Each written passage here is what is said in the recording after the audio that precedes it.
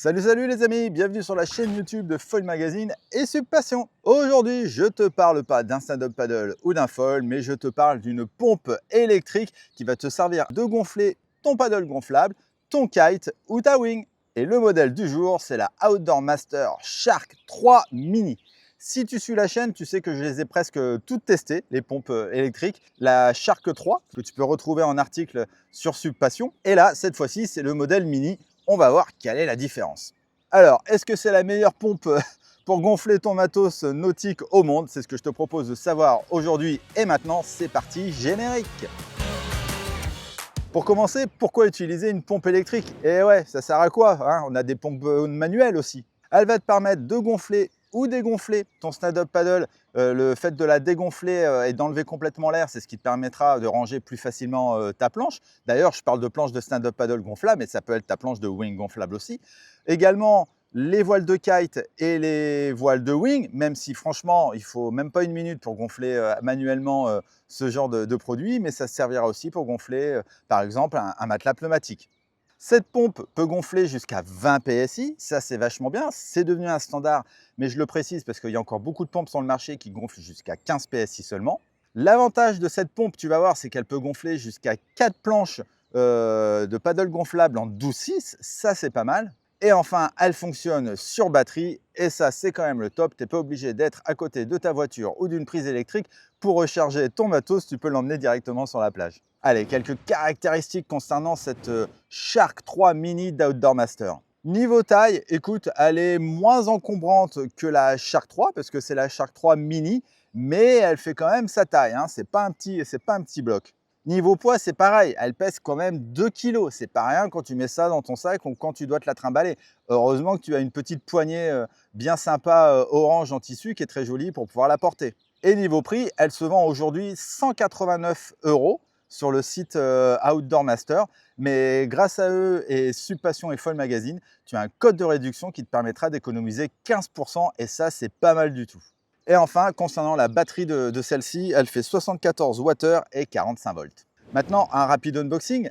La pompe est livrée avec son tuyau, la notice en français, les différents embouts, le câble USB-C, des joints et bien évidemment la prise allume-cigare, car oui, tu peux brancher aussi cette pompe sur une prise allume-cigare, sachant que évidemment il y en a de moins en moins sur toutes les nouvelles voitures modernes. Mais bon, ça a le mérite d'exister. Comment on fait pour la recharger et la brancher? C'est très simple, tu as un petit capuchon à l'arrière qu'il suffit de soulever. Tu as deux prises, tu as une prise pour brancher ta prise allume-cigare et tu as l'autre prise pour recharger en USB-C ta pompe. Perso, moi je l'ai mis sur mon chargeur d'iPhone et dis-toi qu'il m'a fallu 3 bonnes heures pour la recharger complètement alors qu'elle était complètement à plat. Ce qui est pas mal hein, au final. Ensuite, sur cette pompe, tu as une entrée inflate pour gonfler ta planche et tu as une entrée deflate, comme je l'ai dit tout à l'heure, pour dégonfler complètement ta planche de wing ou de paddle. C'est ce qui fait qu'elle sera vraiment plus facile à ranger et moins encombrante. Il est temps de gonfler mon paddle gonflable. Pour information, c'est la même planche que j'utilise depuis mon premier test de pompe gonflable électrique. C'est une 12.6 Subpassion, en fait c'est une Sroka.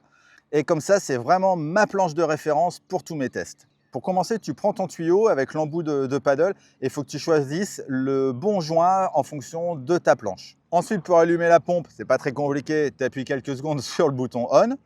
Avec le bouton plus et moins, tu peux changer ta pression jusqu'à 20 PSI. Avec le bouton au-dessus du bouton on, tu peux changer tes 3 modes. Tu as un mode pour gonfler un paddle gonflable, un mode pour un matelas pneumatique et un mode pour ton kite ou ta wing. Et tu peux bien évidemment aussi changer entre PSI et bar. Niveau pression, là moi je mets 15 PSI parce que j'ai toujours mis 15 PSI depuis le début de tous mes tests de pompe.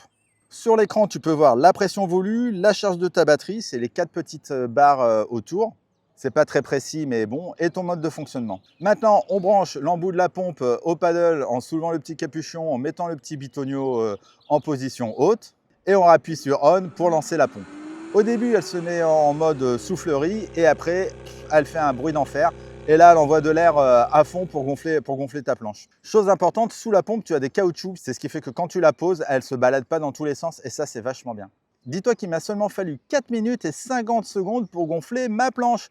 Sachant que ma planche, c'est une 12,6 par 30 par 6. Et avec les modèles Airbank qui m'avaient fallu 7 minutes 30 et 8 minutes 10, avec la Shark 3, on était à 3 minutes 30. Donc 3 minutes 30, c'est mieux que 4 minutes 50. Donc la Mini est quand même moins puissante que la Shark 3. En même temps, c'est normal, elle est un peu plus petite. Par contre, fais bien attention, la pompe est noire, donc elle chauffe. Ça, c'est vraiment dommage. On y reviendra dans les points négatifs. Mais fais toujours ça à l'ombre, parce que plus la pompe chauffe, moins elle ira vite pour gonfler. Alors, je me suis amusé à gonfler et dégonfler ma planche. Dis-toi qu'elle a gonflé et dégonflé 4 fois cette 12.6, ce qui est quand même pas mal du tout.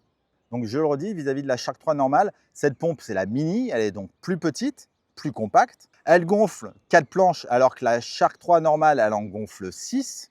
Et elle est aussi un petit peu plus lente que la Shark 3 normale. Allez, on va faire le bilan avec les plus de cette pompe Outdoor Master Shark 3 Mini. Les caoutchoucs en dessous pour pas qu'elle bouge, ça c'est top. Le fait qu'elle gonfle et dégonfle 4 planches, c'est quand même vachement bien. Le fait qu'elle monte jusqu'à 20 PSI, c'est normal, mais c'est cool aussi. La poignée de portage en tissu, elle te sera bien pratique parce qu'elle pèse quand même 2 kg.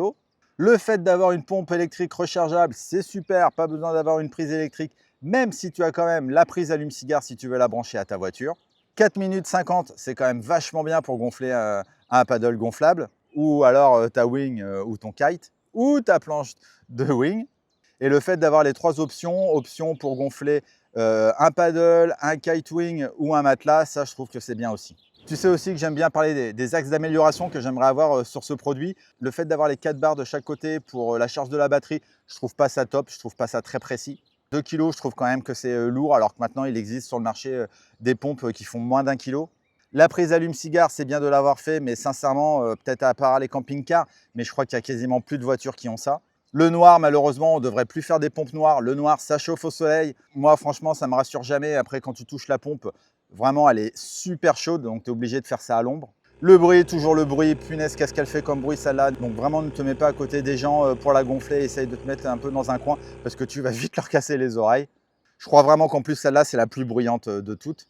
Et enfin, le prix, c'est quand même un budget, je le dis toujours. C'est quand même sympa d'avoir une pompe gonflable, ce qui fait que toi, tu peux te préparer pendant que ton matos, il se prépare aussi. Mais bon, perso, je vais plus vite à gonfler manuellement tout mon matos qu'avec une pompe électrique. Mais c'est vrai que ça te fait gagner du temps quand tu es pressé pour aller sur le spot. Voilà, c'est terminé pour cette vidéo. Merci de l'avoir regardé jusqu'au bout. Si tu l'as apprécié, n'hésite pas à liker. Si tu n'es pas abonné, n'hésite pas à t'abonner. Et si tu as des questions concernant ce produit, n'hésite pas à me les poser dans les commentaires ci-dessous. J'y répondrai avec grand plaisir. Et quant à moi, je te dis à très vite pour la prochaine vidéo du monde du paddle et du foil sur Subpassion et Foil Magazine. Ciao, ciao!